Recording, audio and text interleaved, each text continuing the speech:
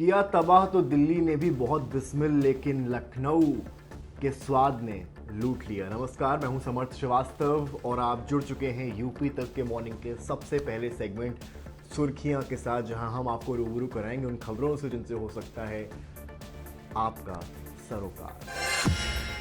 मुस्कुराइए, आप लखनऊ में हैं। ये तमाम शायरियाँ तो आपने कई दफ़ा सुनी होंगी, लेकिन केवल मुस्कुराना ही नहीं है, बल्कि लखनऊ के लजीज जायके का आपको आनंद भी उठाना है, क्योंकि यूनेस्को की लिस्ट में अब राजधानी लखनऊ का नाम आ गया है। जी हाँ, लखनऊ का नाम अब यूनेस्को ने भी ले लिया है और यूनेस्को ने भी मान लिया है कि भाई लखनऊ जैसा जायका आपको कहीं पर भी नहीं मिलेगा। फिर बात चाहे यहाँ के मक्खन मलाई या शाही टुकड़े की हो या लाजवाब गलावटी कबाब की हो। खबर क्या है, आइए खबर का रुख करते हैं। 1 साल से शोध जारी था, तब लखनवी जायका क्रिएटिव सिटी ऑफ गैस्ट्रोनॉमी में शामिल हुआ है। यूनेस्को ऐसे ही नहीं बोला, लखनवी स्वाद लाजवाब। खबर क्या है, यूनेस्को की क्रिएटिव सिटी ऑफ गैस्ट्रोनॉमी में लखनवी खान पान को मिली जगह है और इसमें कोई इत्तेफाक नहीं है, बल्कि इसके पीछे 1 साल की कड़ी मेहनत शामिल है। इस 1 साल में न सिर्फ लखनऊ में बसे परिवारों के बावर्ची खानों को खंगाला गया, बल्कि इतिहासविद, शेफ से लेकर ठेले खोमचे वालों के दशकों के एक्सपीरियंस जो थे उनको जाना गया। और जब इस रेसिपी से तैयार पकवान परोसा गया तो यूनेस्को भी लखनवी स्वाद का दीवाना हो गया। इस शोध को पूरा करवाने में पर्यटन जो विभाग है उसने, प्लस जो फूड डिपार्टमेंट है उसने जिम्मेदारी निभाई है। शोध कैसे परोसा गया उसकी जानकारी भी आपको आज यूपी तक पे रिपोर्ट में देखने को मिलेगी। तो जिस तरीके से ये नाम आया है उसका प्रधानमंत्री मोदी ने भी स्वागत किया है। मुख्यमंत्री योगी आदित्यनाथ हो, राजनाथ सिंह हो, अखिलेश यादव हो, हर कोई इस चीज़ को लेकर काफ़ी उत्साहित है और सभी ने लगभग अपने अपने सोशल मीडिया हैंडल्स पर इसकी तारीफ भी की है। प्रधानमंत्री मोदी ने भी इसे लेकर कहा है। प्रधानमंत्री मोदी ने कल ट्वीट किया है और क्या कहा है, पहले हम आपको बताते हैं कि यूनाइटेड नेशंस ऑफ इंडिया ने क्या कहा है अपने सोशल मीडिया की पोस्ट पर। यूनेस्को ने कहा है, यूनाइटेड नेशंस ऑफ इंडिया ने कहा है कि गलावटी कबाब, अवधी बिरयानी, लजीज चाट और गोलगप्पे, मक्खन मलाई जैसी मिठाइयाँ और भी बहुत कुछ लखनऊ सदियों पुरानी परंपराओं से भरपूर खाने पीने की चीज़ों की जन्नत रहा है। जो प्रधानमंत्री मोदी हैं उन्होंने अपने एक्स की पोस्ट पर क्या लिखा है, उन्होंने लिखा है कि लखनऊ जीवन संस्कृति का पर्याय है, इसकी पहचान स्वादिष्ट खान पान से है। मुझे बहुत खुशी है कि यूनेस्को ने लखनऊ की इस खासियत को मान्यता दी है। मैं दुनिया भर के लोगों से लखनऊ आने और इसकी अनोखी संस्कृति को जानने का आह्वान करता हूँ। यूनेस्को ने शुक्रवार को लखनऊ समेत 58 नए शहरों को CCN में शामिल करने का ऐलान किया था।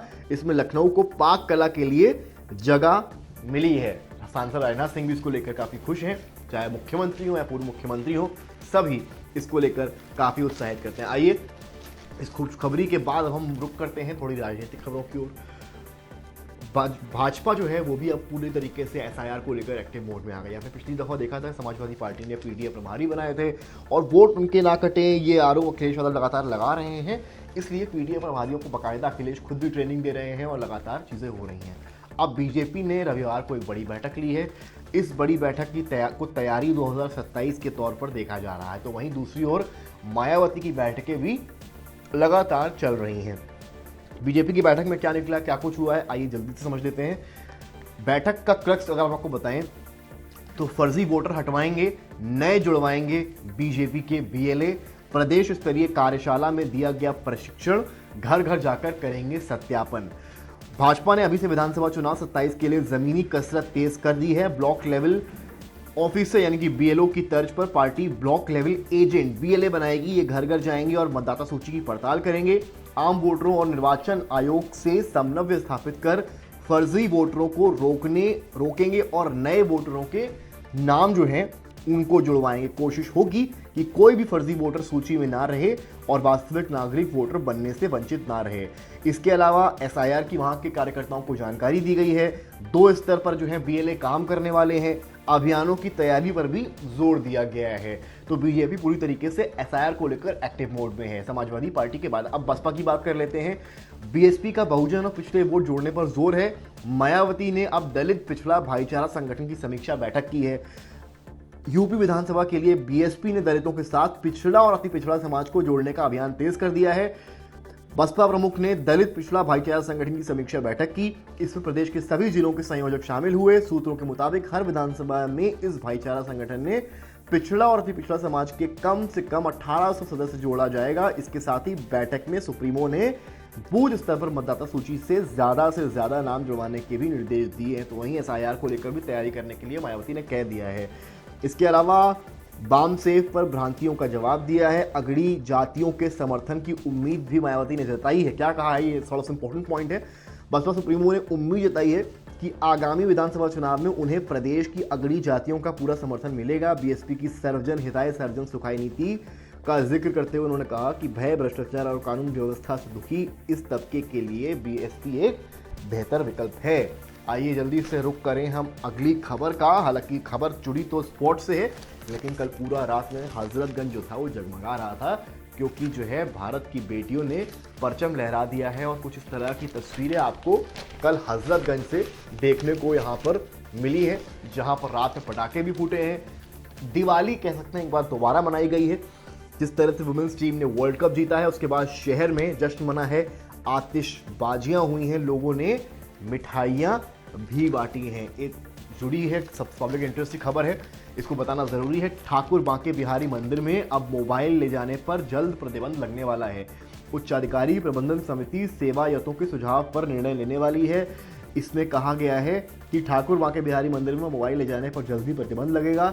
मंदिर के अंदर भीड़ को नियंत्रित करने के लिए ये कदम उठाया जाएगा। सेवायतों के सुझाव पर उच्चाधिकार प्रबंधन समिति 19 नवंबर को होने वाली बैठक में ये निर्णय ले सकती है। तो ये खबर जो है बांके बिहारी यानी कि मथुरा वृंदावन से जुड़ी हुई सामने आ रही है। तो वहीं बात अब बनारस की भी कर लेते हैं। देव दीपावली को लेकर तैयारियां तेज हो गई हैं।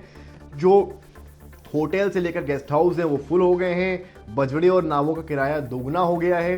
देव दीपावली पर बनारस में 15 लाख पर्यटकों के जुटने की इस बार उम्मीद जताई जा रही है। गंगा में 5 किलोमीटर तक बैरिकेडिंग की जाएगी। एक बार फिर लाखों दीपों के साथ देव दीपावली में बनारस इस बार रिकॉर्ड बनाने वाला है। तो वहीं अगली खबर बगल अयोध्या, यानी कि पहले मथुरा फिर बनारस, अब अयोध्या की खबर की चर्चा कर लेते हैं। चंपत राय ने कहा है कि सबसे ऊंचा होगा राम मंदिर का ध्वज। 25 नवंबर को होने वाले ध्वजारोहण उत्सव की तैयारियां तेज हो गई हैं। इसमें प्रधानमंत्री मोदी, मुख्यमंत्री योगी भी शामिल होंगे। 80,000 श्रद्धालुओं के जूते, चप्पल और फोन रखने के भी इंतजाम किए गए हैं। भारत पर्व में राम मंदिर बना है आकर्षण का केंद्र। अब एक खबर और यहाँ पर आप देखिए जो स्नातक चुनाव से जुड़ी हुई है, लेकिन कांग्रेस सपा से जुड़ी हुई है, तो इसे पढ़ना जरूरी है। समाजवादी पार्टी से दो हाथ करेगी कांग्रेस। आप सोच रहे होंगे इंडिया गठबंधन है, दो हाथ क्यों करेगी ये भी समझ लेते हैं। स्नातक एमएलसी चुनाव है, सपा के खिलाफ उतरेगी कांग्रेस। हालात भाप चुनावी रणनीति बनाने में जुटी समाजवादी पार्टी। भाजपा ने तेज की सीट बचाने की कवायद। देखिए स्नातक चुनाव में सपा और कांग्रेस आमने सामने है। भले इंडिया गठबंधन इनका राज्य स्तर पर, राष्ट्रीय स्तर पर हो, लेकिन स्नातक चुनाव की जब आप बात करेंगे तो समाजवादी पार्टी और कांग्रेस आमने सामने हैं। खबर जल्दी से पढ़ लेते हैं। लखनऊ खंड स्नातक चुनाव में इस बार कांग्रेस अपने सहयोगी दल समाजवादी पार्टी के खिलाफ ताल ठोकेगी। कांग्रेस ने अमेठी जिले के देवमणि तिवारी को प्रत्याशी घोषित किया है, जो रविवार को बाराबंकी पहुंचे और संगठन के कार्यकर्ताओं से बातचीत की। तो ये खबर है कि कांग्रेस और समाजवादी पार्टी कुल मिलाकर आमने सामने नजर आ रहे हैं, भले ही ये चुनाव जो है वो स्नातक का हो। इस बीच में मायावती जिस तरीके से एक्टिव मोड में आई हैं, समाजवादी पार्टी की टेंशन जरूर बढ़ी है। बीजेपी के जिस तरह से मीटिंग्स शुरू हो गई हैं वो भी एक चर्चा का विषय इस वक्त बनी हुई हैं। लेकिन इस बीच में मुस्कुराइए, भले आप लखनऊ में ना हो, क्योंकि यूपी का नाम हुआ है, लखनऊ राजधानी है। आइए यहाँ के लजीज पकवानों का आप भी आनंद उठाइए। कैमरामैन गौरव गुप्ता के साथ समर्थ श्रीवास्तव, लखनऊ यूपी तक।